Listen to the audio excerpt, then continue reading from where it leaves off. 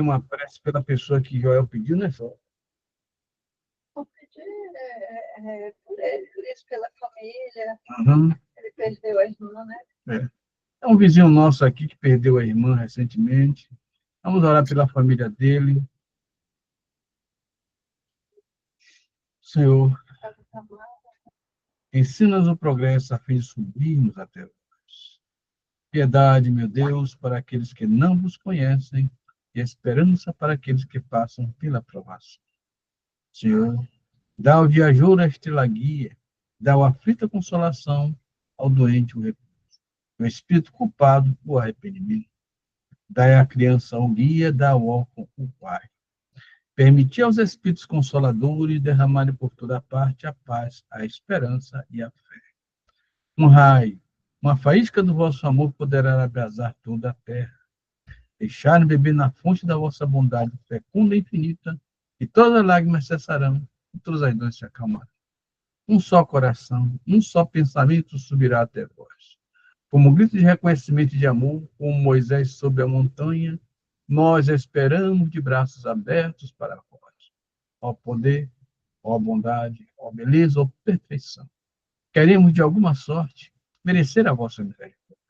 Senhor, dá-nos a caridade pura, dá-nos a fé e a razão. Dá-nos a simplicidade que fará de nossas almas o espelho onde deve refletir a vossa santa imagem, que assim seja. Hoje nós não teremos a companhia do irmão Pablo, porque ele está trabalhando. A próxima semana, com certeza, nós teremos. Então, não vai haver reprodução da reunião, né? A não ser que, de onde está, Genesi consiga fazer. Acho que você está em hotel, né, Genesi?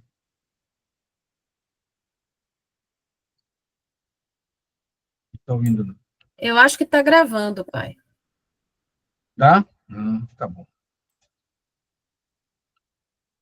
Rogamos, Jesus, pelos que se encontram nos hospitais, nas casas de caridade, nos orfanatos, nos abrigos de idosos, dos quais destacamos o abrigo de idosos de Tamira, que faz parte do nosso grupo. Rogamos também pelos que se encontram aflitos, com perdas de vidas de seus parentes, pelos que se encontram desesperados, tristes, desorientados, que Jesus os conforte, que Deus possa se achegar até eles. Porque quando nós estamos desesperados e tristes, essa é a hora em que Deus está presente junto de nós.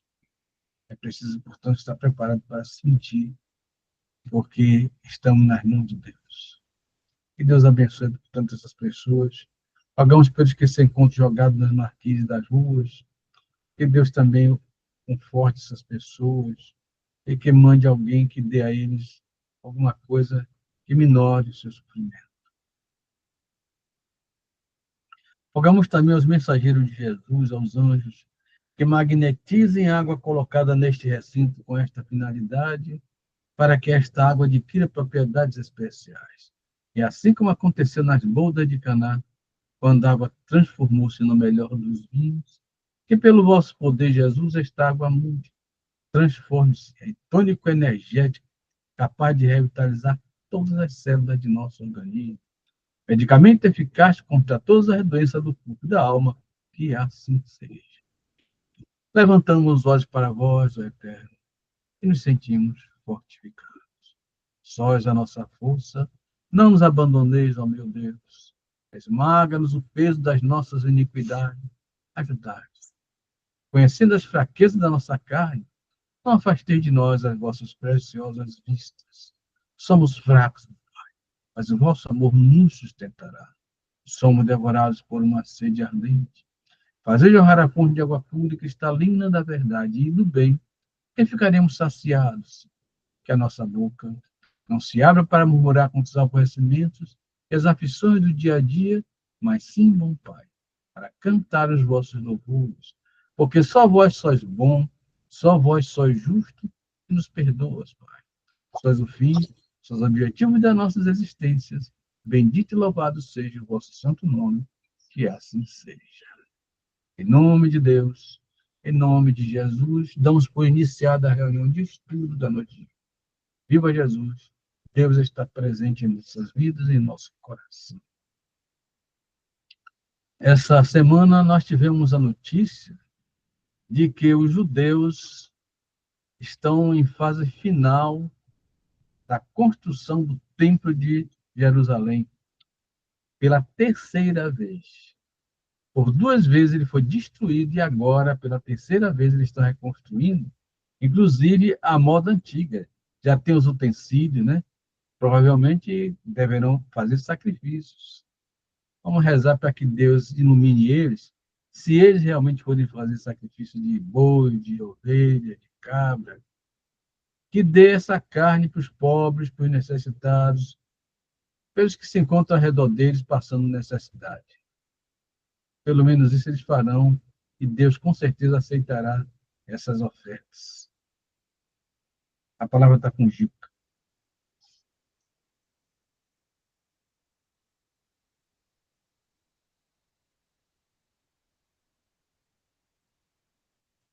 Ao partir do pão, eles lhes contaram o que lhes acontecera no caminho e como deles foi conhecido ao partir do pão.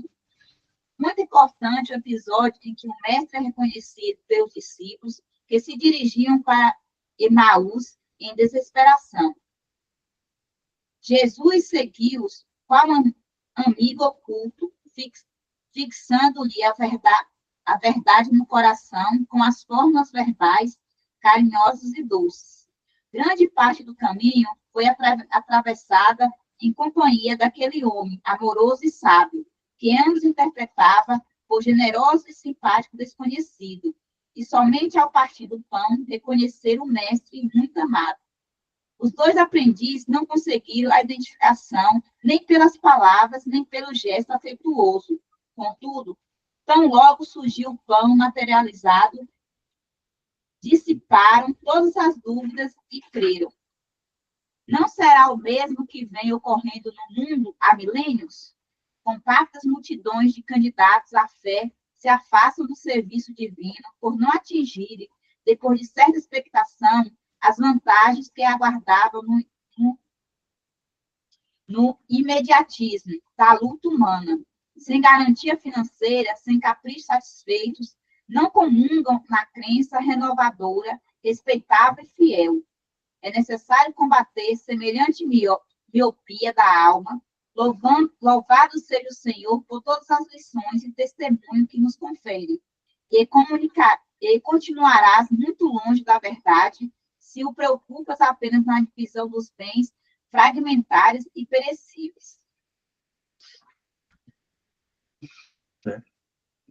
Jesus, ele ensinou e deixou bem claro que ele não gostava da manifestação da fé através de cultos exteriores. Uma vez ele chegou a dizer que os fariseus eram com sepulcros caiados, que por fora estão branquinhos e por dentro estão cheios de podridão. Porque não adianta nós exibirmos uma feição religiosa extrema se não vivermos de acordo com essa fé, de acordo com essa crença, através de nossos atos, através de nossos pensamentos, através de nossa maneira de convivência.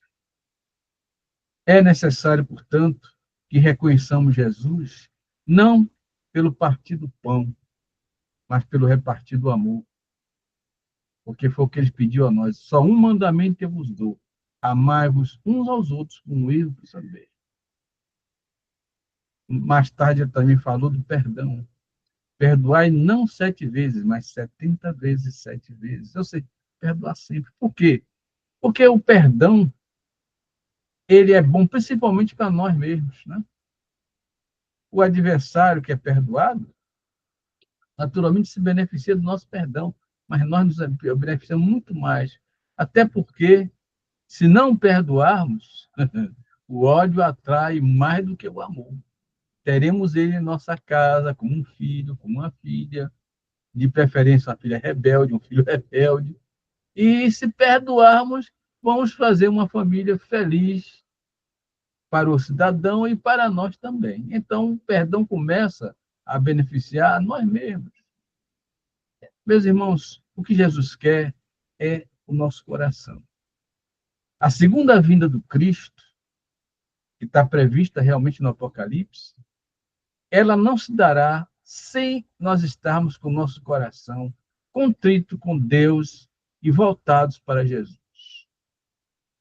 A profecia fala que, já falamos aqui em outras reuniões, depois que a palavra de Jesus, o conhecimento de Jesus, chegar a todas as nações em todo o globo, virá o fim desse sistema de coisas. Porque Jesus ensina o quê? Aquele que está no Sermão da Montanha.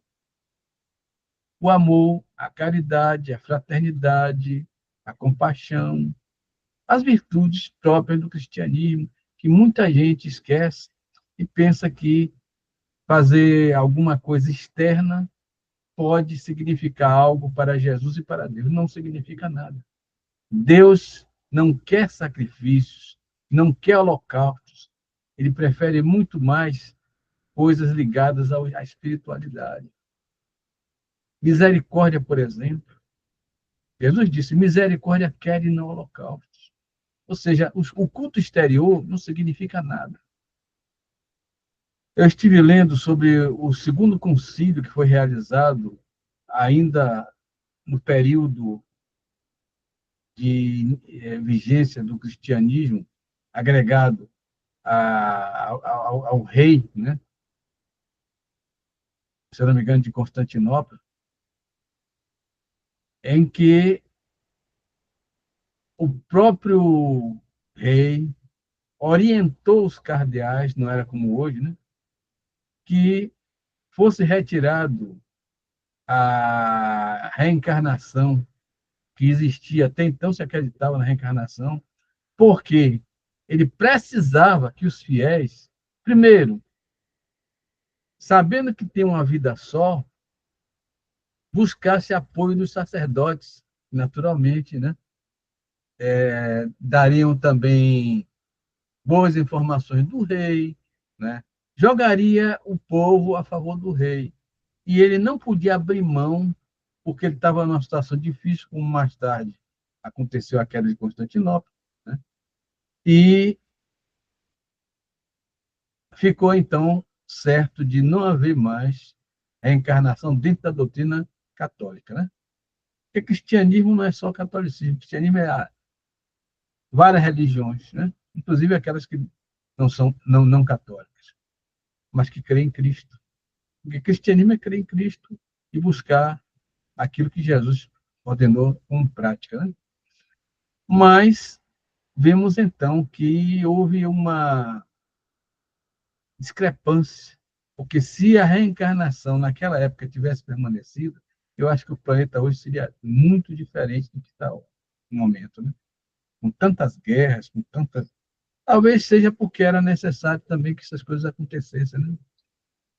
A renovação da humanidade exigia que houvesse cataclismos, calamidades, e também guerras, onde muita gente se encarna e dá lugar a outras pessoas reencarnarem. Porque a população terrestre ela tem um certo controle do ponto de vista espiritual, porque os recursos do planeta são limitados. Então, muitas coisas acontecem também por necessidade de que não haja uma superpopulação.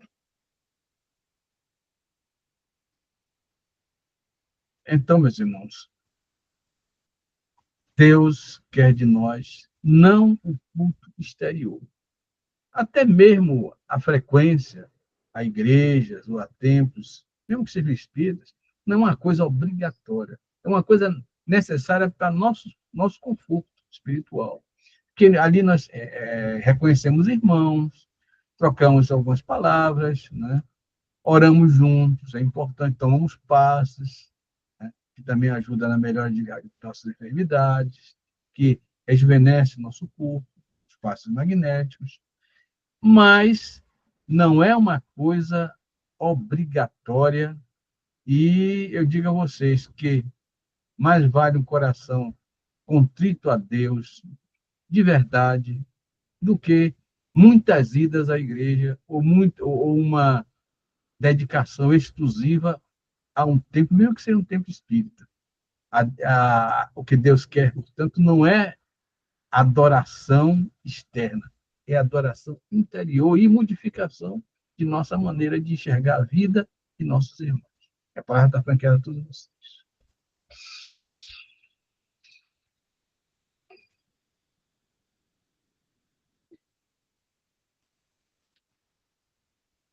E como ninguém quer falar, então vamos para... Hoje Dimara está presente e eu vou aproveitar. Posso ler, Evangelho? Evangelho. Deixa eu desligar aqui o ventilador.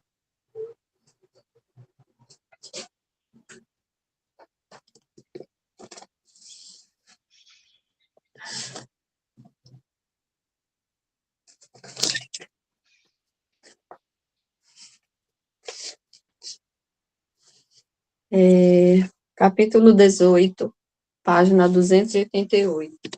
A porta estreita.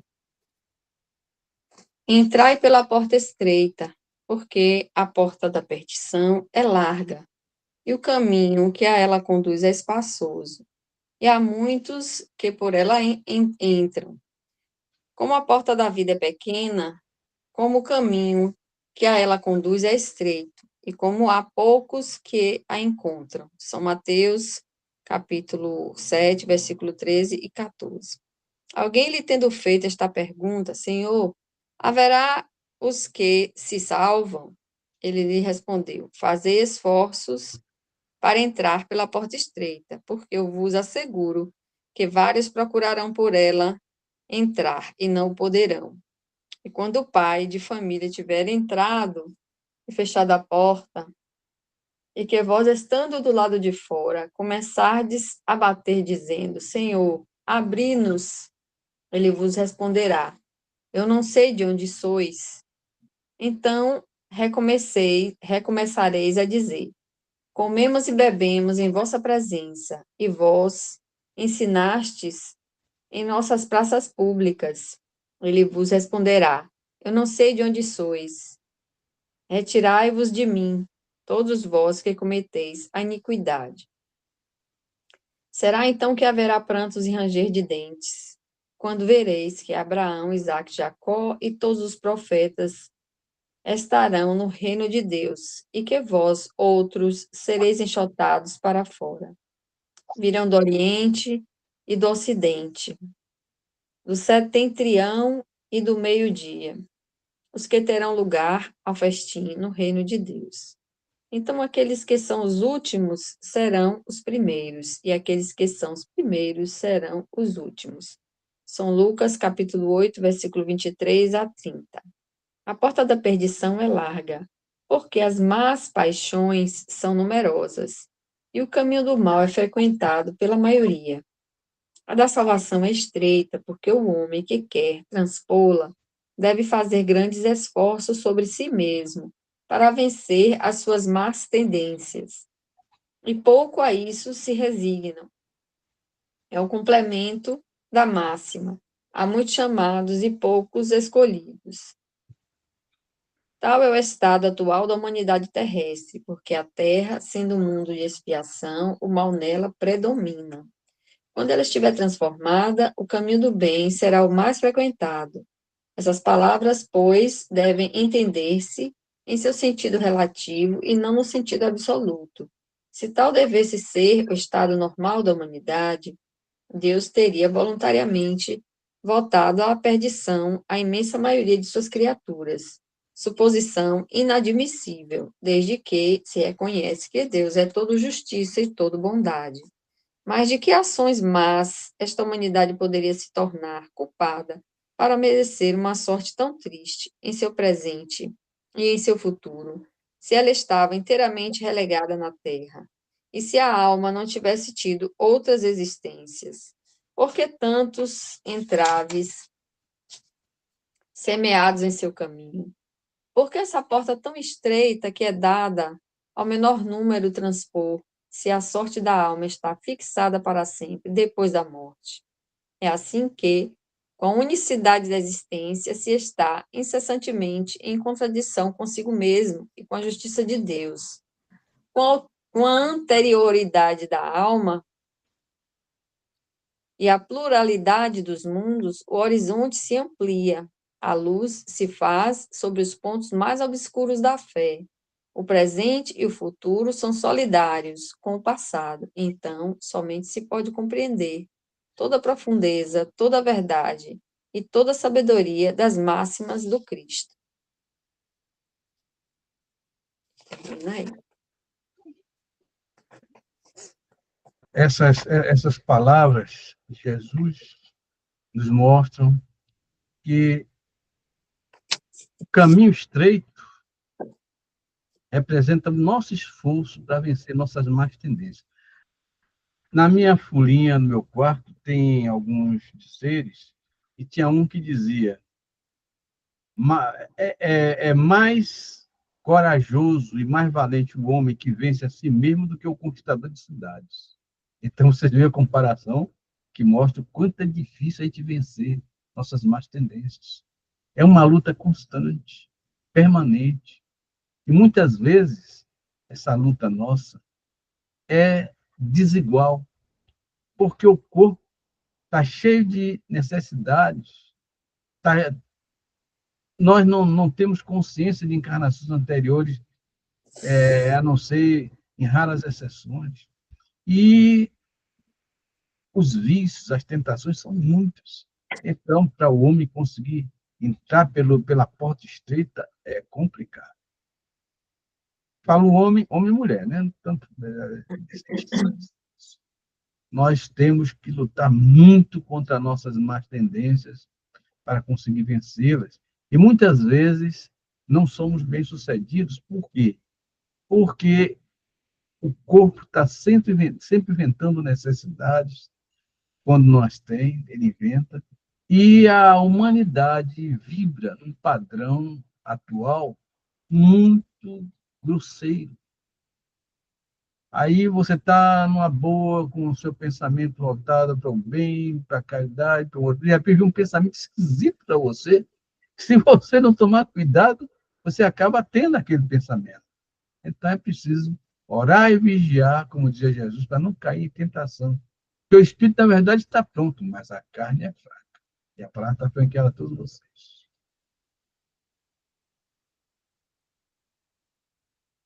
Essa reflexão dessa leitura, não é, que eu acho assim que falar naquele momento por parábolas deixava o povo muito confuso. Acho que o povo é confuso até hoje quando lê a Bíblia e se depara com essas coisas assim. Então, se a gente não estudar um pouquinho da história e contextualizar, a gente fica aqui meio perdido, né? E vem o Espiritismo e nos traz, não é? O Livro dos Espíritos, o Evangelho segundo o Espiritismo, explicando, dando essas explicações que são fundamentais para a gente compreender o que o Cristo dizia, né? Então, se a gente entender a pluralidade das existências, e se a gente compreender, né, as várias, na casa de meu pai existem muitas moradas, né? A pluralidade dos mundos habitados, a gente fica sem entender essa questão tão simplória de porta estreita e porta alargada, né? E aí, se a gente for pegar pelo fio da meada, fica estranho. Mas eu creio que a porta estreita está dentro de nós, nossas próprias dificuldades, limitações, imperfeições, conflitos que a gente vai vivendo no dia a dia, compreender o Cristo. Até hoje a gente está pelejando, né? Nessa peleja de compreender de forma muito mais concreta, né? Tudo isso. Então, você ainda lida com religiões, como você citou agora, né? Tão primitivas ainda, achando que Deus se fica feliz com sacrifício de animais, não é? Por pura tradição. Então, são questões assim que a gente precisa trabalhar para a gente não estar fazendo a mesma coisa dentro do movimento espírita, não é? E a gente precisa tirar o dia a dia de dentro das palavras, de dentro da literatura, para a gente trazer para a nossa vida, senão não adianta nada. a gente ler, estudar e não trazer para a nossa vida, que não é fácil também, né? Não é fácil a gente vivenciar o que o Cristo queria de nós, o que ele ensinou. Como você disse também, meu tio, que é amor, né? Botar amor em tudo que a gente faz e buscar essa compreensão profunda que é de si mesmo, para você conseguir ter compaixão, amor, caridade com os outros também. Reconhecer também que você é limitado, que você tem suas dificuldades, assim como o outro lá, o outro irmão. A gente tenta não julgar, a gente tenta compreender o outro, as atitudes, porque estamos todos num mundo de provas e expiações e eu acho que está todo mundo mais ou menos no mesmo barco, vivenciando situações mais calmas, outras mais difíceis, né? É muito diferente quem nasce numa família construída, que tem noções de ética, diferente de uma criatura que nasce lá na favela, no meio da violência, né? Então, a gente precisa compreender que tudo é um teste, está todo mundo aqui vivendo num mundo que vai passar, tudo que a gente está vendo, né? Joana já disse isso, acho que Izzy já falou isso aí também em outras oportunidades, que tudo que a gente está vendo já morreu ou está prestes a morrer. E cadê o Império Romano, aquele grande império? Já foi varrido pelo tempo, né? Eu Então, tenho essa uma reflexão dessa novidade, leitura. eu tenho uma novidade para você, Imara. Diga. É que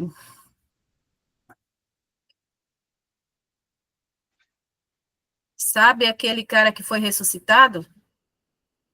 Sim. Como O era o nome dele? Lázaro? Você está falando de Lázaro? Sim. Ele morreu.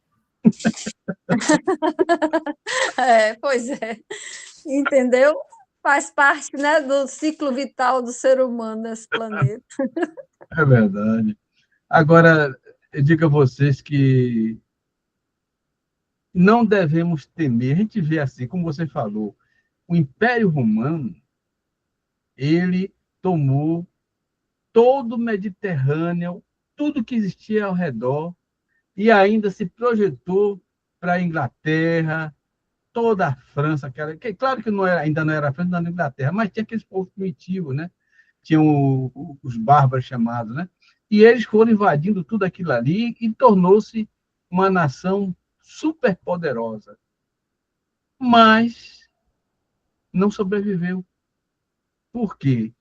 Porque, na verdade, meus irmãos, sobrevive apenas o pensamento, principalmente quando é um bom pensamento, sobrevive as leis de Deus que permanecem eternas, né? E o próprio Deus que está constantemente nos fornecendo energias que nós sequer podemos imaginar. E eu vou tocar nesse assunto. A nossa ciência material, ela está em uma grande encruzilhada, porque há muito tempo havia se firmando ideias que agora, aos poucos, estão sendo modificadas. Por exemplo, eu retirei isso do YouTube, a identidade é youtube.com, WATCH, interrogação, VZU, underline. Depois você coloca isso no grupo, pai. É muita coisa mesmo. Indícios de uma dimensão oculta foi revelada pelo telescópio James Webb. Ou seja, o telescópio James Webb, que ele tem o infravermelho, né, que consegue penetrar em detalhes que os anteriores não penetram, deu a indicação que existe, de fato, aquilo que nós já comentamos várias vezes aqui, né, são as chamadas outras dimensões. Então, nós temos a nossa dimensão, que é a altura, largura e profundidade, mas existe quarta quinta, sexta, sétima, oitava, nona. E nessas dimensões é possível que existam seres como nós. E isso independente dos bilhões de planetas que o universo tem. Isso aí é. Aí, quando um espírita diz Deus é grande, ele sabe o que está falando. A gente penetra em tudo isso aí e vê que a grandeza de Deus não é de boca, não. Deus é muito grande mesmo. Por isso que nossos pecados, meu Deus, eu pequei, daí coisa. Deus vai se aborrecer conosco por um pecadinho em um planetinha que é um grãozinho de poeira e vai ficar com raiva de nós e nos castigar e perseguir. Não, Deus é Deus e Ele nos ama profundamente, nós somos criação dele. Portanto, meus irmãos, tem essas ameaças, bomba nuclear para lá, bomba nuclear, não se acalme. Tem nada a ver com a realidade da vida eterna. Nós somos seres eternos com a graça de Deus. Deus nos criou para sermos felizes e essa felicidade vai acontecer porque é lei, a lei do progresso. Então, já que é uma lei de Deus, é uma lei universal e vai acontecer. Mas vamos progredir. Um dia seremos anjos, se Deus quiser. Não vai ser agora nem tão cedo, né? Quando eu olho para a vida, eu digo, falta tanto. Mas, apesar de sermos seres da terceira categoria, né, todos nós, mas almejamos, é um direito nosso almejar, chegar nas categorias superiores. Por quê? Porque nós queremos ser felizes. Quem quer ser triste? Quem quer viver deprimido? Quem quer ver chorando? Não, queremos rir, queremos gozar da graça de sentir a majestade de Deus ao nosso lado, de ver os seres bons, os seres amigos nos rodeando, e nós estarmos cientes de que realmente estamos indo no caminho certo e agradando a nosso Criador, nosso Pai, que Ele nos criou para servirmos uns aos outros e indiretamente servir ao grande plano da criação dele, Deus. Temos, portanto, que nos comportar da melhor maneira possível para merecer a graça de ter esses seres celestiais junto a nós, que nossos pensamentos sejam sempre os melhores possíveis. Eu não digo bom, digo os melhores possíveis, porque a gente não pode exigir nada de ninguém, né? Não é isso que Deus quer. Deus quer que a gente faça o máximo que puder, dentro da nossa relatividade, mas que a gente faça. Não fique, não, eu vou esperar mais um pouco, vou deixar para mais adiante, vou deixar para a próxima encarnação. Não. Vamos agora mesmo, vamos lutar para sermos pessoas melhores a cada dia. Amanhã melhor do que hoje, depois da manhã melhor do que amanhã, e vamos tocando na frente, porque aos pouquinhos a felicidade vai chegando ao nosso redor. Ainda que nós vivamos junto de pessoas que estejam assim alteradas pela situação de vibração do planeta Terra, mas nada nos impede de termos paz dentro de nós, tranquilidade em nosso coração e a felicidade de orar e sentir que realmente a nossa prece chega a nosso Pai, chega a nosso irmão mais velho, Jesus Cristo, e nós podemos realmente atuar, agir, ajudar na medida das nossas possibilidades. E sem recuar, porque é para frente que se anda. Se a gente tiver que cair algum dia, que caia para frente, não caia para trás. Porque importante é o progresso. Nós temos que progredir. Porém, levamos sempre em consideração que os nossos irmãos estão necessitando muito mesmo, como você disse, Mara, de lições sem querer fazer proselitismo, porque o espiritismo é contra proselitismo. Nem todo mundo está preparado para ouvir as coisas que a gente fala. Então, vamos fazer como Jesus fazia. O que a gente não pode dizer diretamente, diz indiretamente através de parábolas discretas. Na medida em que a gente diz que a pessoa já pode ouvir uma coisa a mais, a gente diz. Mas nunca luz demais, porque luz demais cega. E a palavra continua franqueada.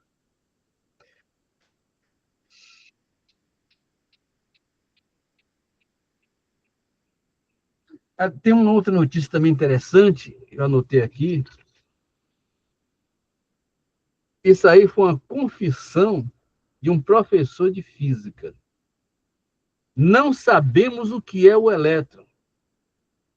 Nos contentamos em saber, pelo menos, como ele se comporta. Ai. Há um detalhe interessante com relação ao elétron, gente, é o seguinte. O positrônio, que acontece muito naquele ciclótron, que é aquele canhão enorme, né, que várias tem acho que é na Suíça, né, que é um canhão imenso, mas que atira balas minúsculas, como, por exemplo, prótons, elétrons, né? E, às vezes, na câmara, se nota a presença de pósitrons, que são o quê? Eletrônios com carga positiva, porque a maioria dos elétrons tem carga negativa, porque ele se refere ao núcleo que tem carga positiva, né? E quando há o aparecimento de um pósitron dentro de um átomo, o que é que pode acontecer? O choque do positivo com o negativo neutraliza os dois, né? E não esqueçam que o elétron, ele tanto se comporta como partícula, como ele se comporta também como onda, né? E como partícula, ele tem massa. Quando há o choque de pósitron com o elétron normal, eles se anulam e a massa desaparece. Para onde é que vai essa massa? Eu só estou jogando aí a coisa, né? Não sei para onde é que vai, não. Eu suspeito, ou vai para uma outra dimensão, ou vai fazer parte do material do plano espiritual. Ninguém sabe, eu não arrisco mais do que isso. E a ciência conhece muito pouco sobre o elétron, como vocês estão vendo aqui, né? Ele diz aqui. E ele é professor de física, se eu não me engano, é lá do sul, aqui do Brasil. Nós sabemos que não sabemos o que é o elétron. Nos contentamos em saber apenas como ele se comporta. É a palavra final da ciência. Então, a gente fica naquela, porque materialismo, tá igual. Os caras não sabem nem o que é o elétron, não sabem nem o que é a própria matéria onde nós vivemos, porque nós, meus irmãos, nós não pisamos, por exemplo, eu estou pisando no chão, não está não. Os seus elétrons mais superficiais estão pisando nos elétrons do seu sapato, e os elétrons do seu sapato estão pisando no chão.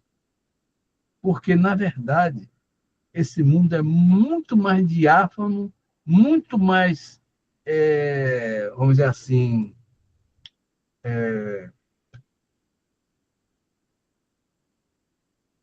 distante.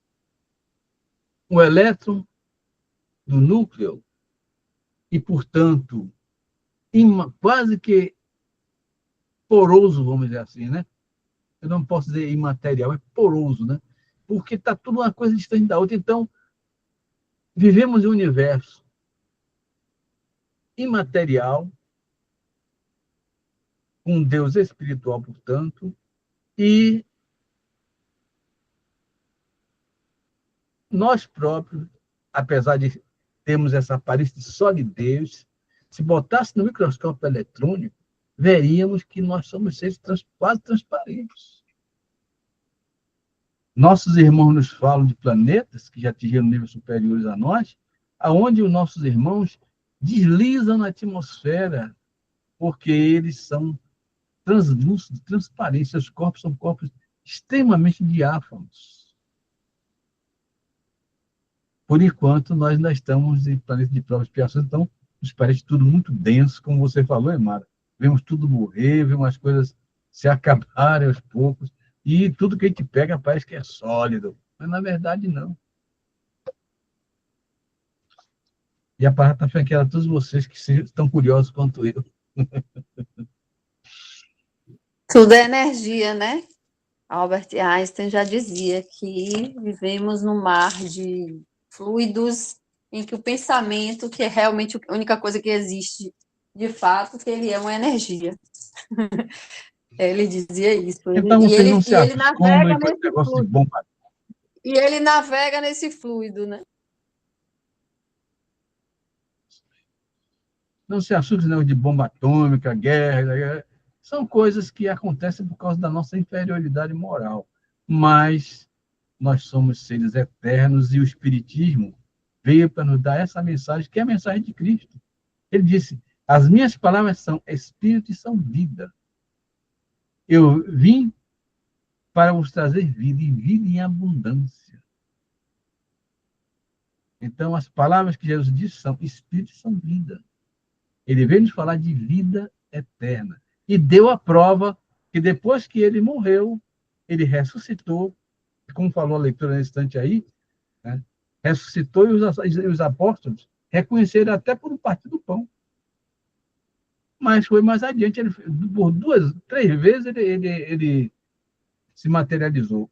Primeiro, o Maria Madalena, o que é uma coisa maravilhosa, porque segundo as informações que nós temos, Maria Madalena era uma cortesã, ou seja, era o que nós chamaríamos hoje em dia de acompanhante de alto luxo. A ela iam o quê? Os grandes romanos, senadores, gente de alta estirpe, né? Príncipes, talvez até reis, né? Quem sabe? Se bem que rei tinha muita mulher, mas ela era muito bonita. Enfim, ela era uma pessoa que vivia no pecado.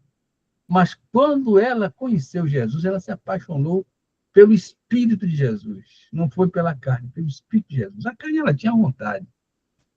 E ela começou a sentir uma coisa que ela não sentia antes, que é a vontade de ser amada espiritualmente, porque ela era amada pelo corpo apenas, fisicamente. Ela sentia a necessidade de ser amada espiritualmente. Jesus disse a ela que quando ele encontrou com ela, antes da crucificação, que naquele momento ele não podia dar a ela esse amor que ela queria. Mas quando ele soube que ela estava... Isso que quem conta são os espíritos, né? Que ela estava prestes a desencarnar, ela pegou uma leprosa, né? Então ele foi a ela e disse que agora sim ele podia amar ela com mais tranquilidade, porque era um amor espiritual, não físico.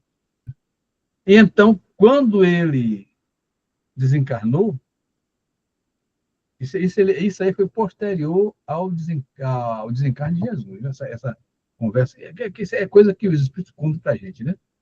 Ele se materializou para ela depois, pela segunda vez, e teria dito a ela que agora, quando ela estava morrendo, sim, que era a hora de ela conhecer o amor que ele tinha por ela. Mas ele se materializou primeiro para Maria Madalena. Mesmo ela sendo a cortesã, a gente vê que Deus não olha a aparência, ele olha o interior da gente. Então, ninguém pense que engana Deus. Deus olha a gente por dentro, ele nos conhece. Mais tarde, ele tornou a se materializar para esses discípulos, né? E eles reconheceram pelo cortar o pão, e finalmente Tomé botou a mão nas feridas dele para ter certeza que ele era realmente Jesus Cristo e materializado, ou seja, ele venceu a morte e veio dar prova incontestável de que a vida continua. E essa prova serve para nós até hoje. Ficamos tranquilos porque ninguém pode destruir o nosso perispírito e nem o nosso espírito. Apenas a carne. Que um dia nós temos um corpo e mais adiante temos outro, na pluralidade das existências. Então, essa é a mensagem do Espiritismo, que é o Espírito da Verdade, que Jesus prometeu que viria para nos dar e complementar essas informações que ele começou a dar, mas não podia, porque na época o povo era muito bobinho, não entendia muita coisa, não. Hoje em dia, gente, tem gente que não sabe o que é a mão esquerda e o que é a mão direita. Eu tenho visto vários. Eu pensava que eram poucos, são muitos. Então, como que vai ensinar uma coisa dessa naquela época? Não tinha como. Mas o Espiritismo, hoje em dia, encontra mais terreno para ensinar essas coisas. E vocês, sabendo disso, a quem possa entender, vocês poderão, aos pouquinhos, por parábola, devagarinho, deixar cair esse conhecimento. E a palavra está franqueada de novo a todos vocês.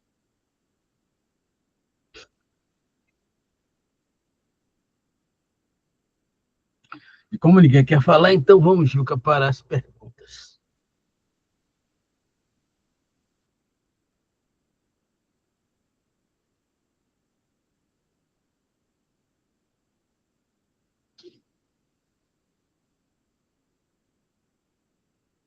Que pensar daqueles que abusam da sua autoridade para impor aos seus inferiores um excesso de trabalho?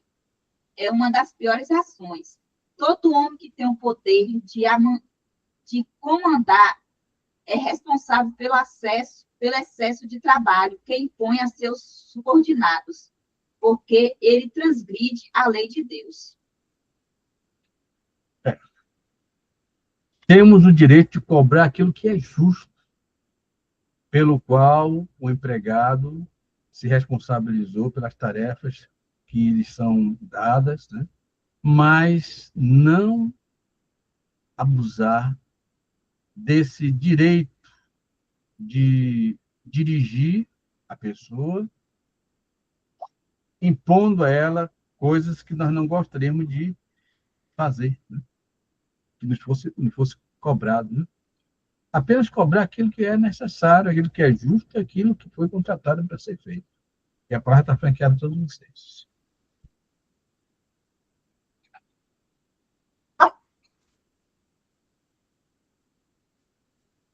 Como ninguém quer falar, vamos à segunda pergunta. O homem tem direito ao repouso em sua velhice? Sim, ele não está obrigado, senão segundo suas forças. Mas que recurso tem o velho necessitado de trabalho para viver e que não pode? Forte deve trabalhar pelo fraco. Na falta da família, a sociedade deve tornar-lhe o lugar, e é lei da caridade. Repetindo essa pergunta aí. O homem tem direito ao repouso em sua velhice? Sim.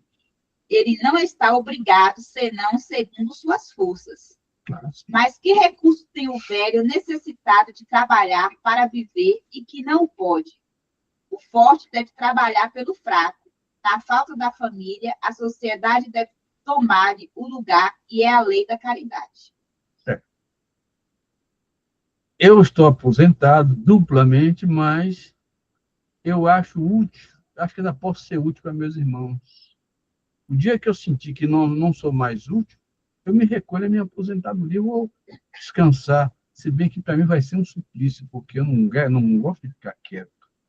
Eu gosto de atividade, eu gosto de estar sempre atuando, fazendo alguma coisa. Para mim, se eu ficar parado, vai ser um tremendo suplício. Mas é coisa individual, porque, na verdade, quem passou a vida inteira lutando, trabalhando, exercendo qualquer que seja a atividade, tem o direito, sim, ao repouso na velhice. E se ele não recebe apoio da sociedade, que recebe pelo menos apoio dos seus familiares. E a palavra para aquela todos vocês.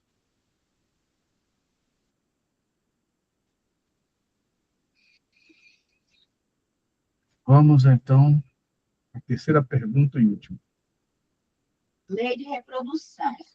População do globo. A reprodução dos seres vivos é uma lei da natureza? Isso é evidente. Sem a reprodução, o mundo corporal pereceria. E Deus regula muito bem essa questão de superpopulação. Por quê? Porque, como já falamos há poucos minutos, o planeta tem produção limitada de alimentos e não pode comportar uma população acima dessa capacidade. Por isso que existem os terremotos, os maremotos, as guerras, as coisas que, de uma certa forma, acabam por reduzir a superpopulação. E a palavra está franqueada a todos vocês.